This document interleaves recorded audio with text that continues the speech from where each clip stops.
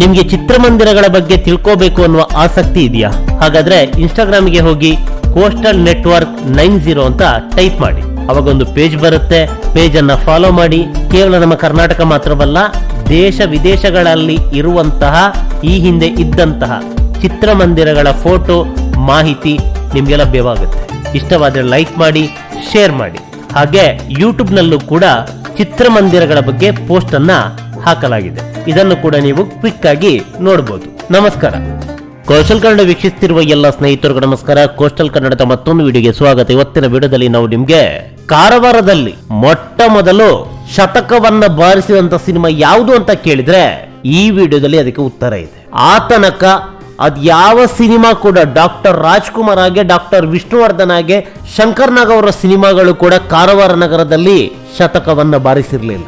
ಮೊಟ್ಟ ಮೊದಲ ಬಾರಿಗೆ ಶತಕವನ್ನ ಬಾರಿಸಿದಂತ ಸಿನಿಮಾ ಯಾವುದು, ಆ ಚಿತ್ರಮಂದಿರ ಯಾವುದು ಅಂತ ಕೇಳಿದ್ರೆ ನಂಜುಂಡಿ ಕಲ್ಯಾಣ.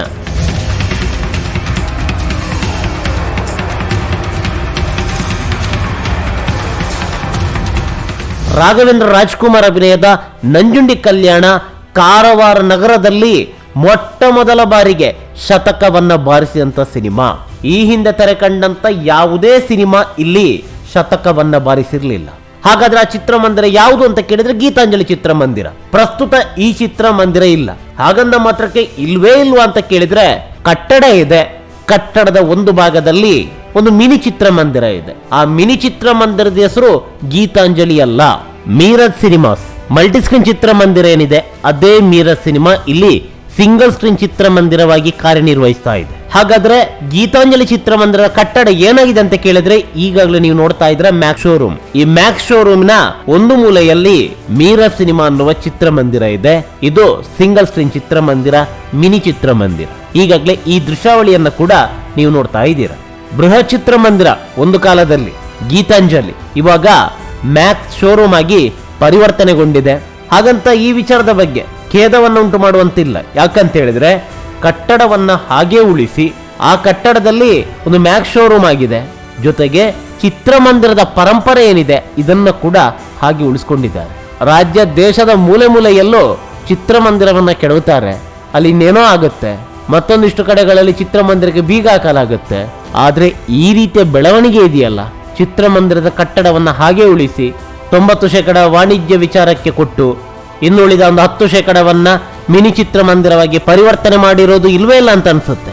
ಇದೇ ಮೊದಲು ಅಂತ ಅನ್ಸುತ್ತೆ. ಇರ್ಲಿ, ಈ ವಿಚಾರವನ್ನ ಪಕ್ಕಕ್ಕೆ ಇಡೋಣ. ಇದೀಗ ಗೀತಾಂಜಲಿ ಚಿತ್ರಮಂದಿರದಲ್ಲಿ ನಂಜುಂಡಿ ಕಲ್ಯಾಣ ಸಿನಿಮಾ ಶತಕವನ್ನ ಬಾರಿಸಿತ್ತು. 100 ದಿನಗಳ ಭರ್ಜರಿ ಪ್ರದರ್ಶನಕ್ಕೆ ಗೀತಾಂಜಲಿ ಚಿತ್ರಮಂದಿರ ಸಾಕ್ಷಿಯಾಗಿತ್ತು. ಇದೇ ಸಿನಿಮಾ ಮೊಟ್ಟ ಮೊದಲ ಬಾರಿಗೆ ಕಾರವಾರ ನಗರದಲ್ಲಿ 100 ದಿನವನ್ನ ಪೂರೈಸಿದ ಸಿನಿಮಾ. ಹಾಗಂದ ಮಾತ್ರಕ್ಕೆ ಈ ಚಿತ್ರಮಂದಿರದಲ್ಲಿ ಈ ಸಿನಿಮಾ ಏಕಕಾಲಕ್ಕೆ ತೆರೆ ಕಂಡಿತ್ತ ಅಂತ ಕೇಳಿದ್ರೆ ಇಲ್ಲ. ಇದು ಜಿಲ್ಲಾ ಕೇಂದ್ರವಾಗಿದ್ರು ಕೂಡ ಕಾರವಾರ ನಗರ ಬಿ ಸೆಂಟರ್ ಆಗಿತ್ತು. ಅದು ರೀಲ್ ಯುಗ. A centre, B centre, C centre ಅಂತ ಇತ್ತು.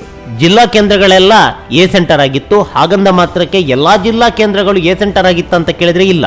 ಅತಿ ಹೆಚ್ಚು ರೆವಿನ್ಯೂ ಬರುವಂತಹ ಜಿಲ್ಲಾ ಕೇಂದ್ರಗಳು ಎ ಸೆಂಟರ್ ಆಗಿತ್ತು. ಇಲ್ಲಿ ಏಕಕಾಲಕ್ಕೆ ತೆರೆ ಕಂಡು ಅದಾದ ಬಳಿಕ ಬಿ ಸೆಂಟರ್ಗೆ ಅದೇ ರೀಲ್ ಅನ್ನ ಶಿಫ್ಟ್ ಮಾಡಲಾಗ್ತಾ ಇತ್ತು. ಈ ಸಾಲಿಗೆ ಕಾರವಾರ ಕೂಡ ಬರುತ್ತೆ. ಈ ಸಿನಿಮಾ 41ನೇ ವಾರದ ಪ್ರದರ್ಶನ ಕಾಣುವಂತ ಸಂದರ್ಭದಲ್ಲಿ ಗೀತಾಂಜಲಿ ಚಿತ್ರಮಂದಿರದಲ್ಲಿ ಈ ಸಿನಿಮಾ 15ನೇ ವಾರಕ್ಕೆ ಕಾಲಿಟ್ಟಿತ್ತು. ಅಂದ್ರೆ 283ನೇ ದಿನದ ಪ್ರದರ್ಶನವನ್ನ ಕಾಣ್ತಾ ಇರುವಂತ ಸಂದರ್ಭದಲ್ಲಿ ಗೀತಾಂಜಲಿ ಚಿತ್ರಮಂದಿರದಲ್ಲಿ 100 ದಿನಗಳ ಪ್ರದರ್ಶನವನ್ನ ಕಂಡಿತ್ತು. ಅಂದ್ರೆ 183 ದಿನಗಳ ಬಳಿಕ ಗೀತಾಂಜಲಿ ಚಿತ್ರಮಂದಿರದಲ್ಲಿ ನಂಜುಂಡಿ ಕಲ್ಯಾಣ ಸಿನಿಮಾ ರಿಲೀಸ್ ಆಗಿರೋದು. ಒಟ್ಟಾರೆಯಾಗಿ ಕಾರವಾರದಲ್ಲಿ ಡಾಕ್ಟರ್ ರಾಜ್ಕುಮಾರ್ ಅವರ ಸಿನಿಮಾ ಮೊದಲ ಬಾರಿಗೆ ಶತಕವನ್ನ ಬಾರಿಸಿಲ್ಲ. ಅವರು ದಾಖಲೆ ಬರೆಯುವ ಮುನ್ನವೇ ರಾಘವೇಂದ್ರ ರಾಜ್ಕುಮಾರ್ ಅವರು ನಂಜುಂಡಿ ಕಲ್ಯಾಣ ಸಿನಿಮಾದ ಮೂಲಕ ಕಾರವಾರದಲ್ಲಿ ದಾಖಲೆಯನ್ನ ಬರೆದಿದ್ರು.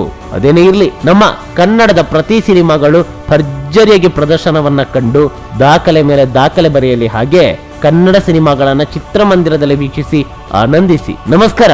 ನಿಮ್ಗೆ ಚಿತ್ರಮಂದಿರಗಳ ಬಗ್ಗೆ ತಿಳ್ಕೋಬೇಕು ಅನ್ನುವ ಆಸಕ್ತಿ ಇದೆಯಾ? ಹಾಗಾದ್ರೆ ಇನ್ಸ್ಟಾಗ್ರಾಮ್ಗೆ ಹೋಗಿ ಕೋಸ್ಟಲ್ ನೆಟ್ವರ್ಕ್ 90 ಅಂತ ಟೈಪ್ ಮಾಡಿ. ಅವಾಗ ಒಂದು ಪೇಜ್ ಬರುತ್ತೆ. ಪೇಜ್ ಅನ್ನ ಫಾಲೋ ಮಾಡಿ. ಕೇವಲ ನಮ್ಮ ಕರ್ನಾಟಕ ಮಾತ್ರವಲ್ಲ, ದೇಶ ವಿದೇಶಗಳಲ್ಲಿ ಇರುವಂತಹ ಈ ಹಿಂದೆ ಇದ್ದಂತಹ ಚಿತ್ರಮಂದಿರಗಳ ಫೋಟೋ ಮಾಹಿತಿ ನಿಮ್ಗೆ ಲಭ್ಯವಾಗುತ್ತೆ. ಇಷ್ಟವಾದರೆ ಲೈಕ್ ಮಾಡಿ, ಶೇರ್ ಮಾಡಿ. ಹಾಗೆ ಯೂಟ್ಯೂಬ್ ನಲ್ಲೂ ಕೂಡ ಚಿತ್ರಮಂದಿರಗಳ ಬಗ್ಗೆ ಪೋಸ್ಟ್ ಅನ್ನ ಹಾಕಲಾಗಿದೆ. ಇದನ್ನು ಕೂಡ ನೀವು ಕ್ವಿಕ್ ಆಗಿ ನೋಡಬಹುದು. ನಮಸ್ಕಾರ.